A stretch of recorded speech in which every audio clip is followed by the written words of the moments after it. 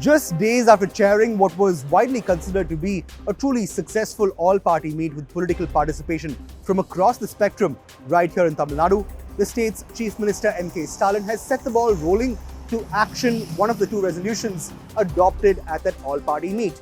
In a letter addressed to fellow Chief Ministers of South Indian states, that's Kerala, Karnataka, Telangana and Andhra Pradesh, and the CMs of states like Odisha, West Bengal and Punjab, Tamil Nadu Chief Minister M.K. Stalin has formally proposed the formation of a joint action committee who, in the Chief Minister's words, can quote-unquote coordinate a unified response to the centre's delimitation exercise come 2026 or next year. Remember, it is Tamil Nadu's stance for a while now that should delimitation occur in 2026, it should be based on the population data of the 1971 census and not the country's latest population data, so as to not penalize certain states, especially those in South India, that have implemented effective population control measures since 1971. In vain of this, the Chief Minister's letter makes three requests of the recipients of this letter itself, which is of course Chief Ministers of the states that I mentioned.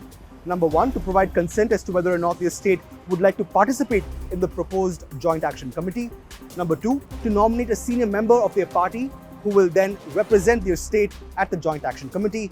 And lastly, to RSVP to an invitation of sorts to participate in what Stalin hopes will be the inaugural session of the Joint Action Committee on the 22nd of March in Chennai.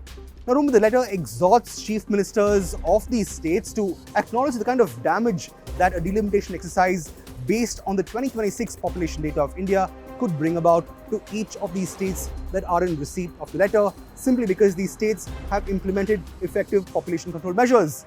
Remember, delimitation proposes to give more parliamentary seats to states with higher populations and lesser parliamentary seats to states that have a lower population. Stalin points out, he's pointed out many times in the past and he points out in these letters again, that should this exercise be carried out on this basis, it would inadvertently penalize states that have implemented effective population control measures in their respective states, especially in the 1970s and 1980s. So the focus now shifts to Tamil Nadu and later this month as to how many chief ministers will in fact attend or choose to participate in this Joint Action Committee against delimitation based on the latest population data. But more interestingly, the focus also shifts to the governments in Andhra Pradesh and Odisha that have been part and parcel and very much in partnership as part of the NDA at the centre that proposes to conduct the delimitation exercise, and whether or not they will have the political will to actually go about aligning themselves with these states that could well bear the brunt of a delimitation exercise based on population data itself. But for the moment, Tamil Nadu is hoping it can whip up some political will and an alliance of sorts of states that are jointly impacted by delimitation to win some semblance of support and rationalize the process of redistributing seats in the Indian Parliament.